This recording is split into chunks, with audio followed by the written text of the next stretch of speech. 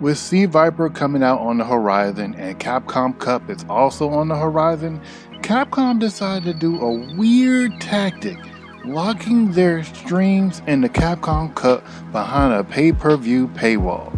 So today's video, we're going to discuss on how the community and how it makes us feel. With that being said, like and comment on the video, that really supports me, and let's get right into it. Alright, so on Capcom's Twitter, the countdown begins. Tickets to Capcom Cup 12 drop on October 10th, so you can buy your tickets to go in person if you want to go there. Obviously, you'll be in Japan or something. I think it's over there. Starting this season, Capcom 12 Finals, March 14th, and Street Fighter League World Championship, March 15th. I'm pretty sure that happens in LA. I could be wrong. We'll stream live pay-per-view. The free replays won't drop until 21st. So let's count that out. That's 1, 2, 3, 4, 5, 6. That's 6 days after, almost a whole week. So the Capcom Cup 12 will drop the 21st, and then the Street Fighter League, will drop the 22nd, the day after. So almost a whole week. Pay-per-view tickets will go on sale November 12th. Don't miss the action. Join us live. So the ticket pricing, if you want to go live in venue, the most expensive one, if you want the Street Fighter League and the Capcom Cup 12, you have to drop, for US dollars, that's $135 for us. That's on top of, you got to fly there, you got to get hotel accommodation. But if you was in Japan, you'll just be dropping $135. But if you want to visit from outside, obviously, you got to take other factors into risk. Now, for others outside of Japan, mainly the people that don't want to travel there or just want to watch, you have to pay-per-view, and to get the whole bundle, which is 6,000 yen, that is $40 in USD. Alright, next, let's show off how Twitter react. I got some screenshots of what Twitter was reacting to this Capcom Cup news. This is the most stupid move I've seen a company do, and honestly, I'm kind of baffled on it too, but we'll talk about my thoughts at the end of it. Let's go to the next one. This next one, this guy Sakura work at McDonald's. You got to work at McDonald's just to afford this pay-per-view. That's kind of crazy.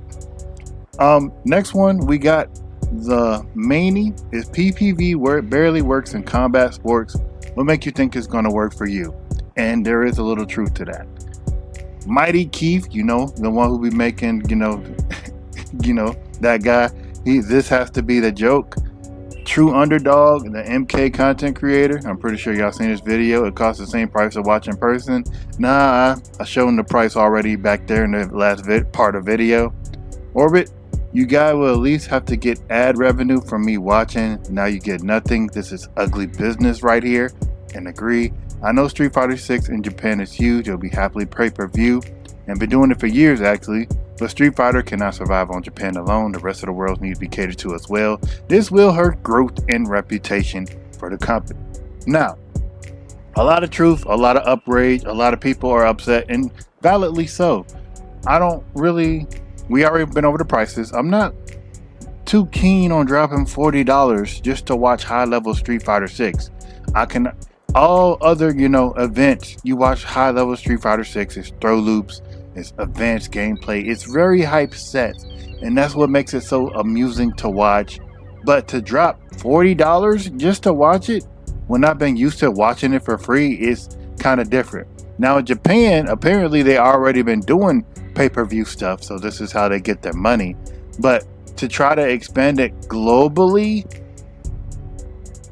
it might be a little price. For example, for USD, $40 for US, for us that might seem not too expensive, but to other countries that price might be a little expensive for them. You know what I'm saying? So that's why it might not work. Japan is a thriving country compared to other countries that might not have as much money. Then on top of that, dropping $40 to watch a game, I'm not keen on that.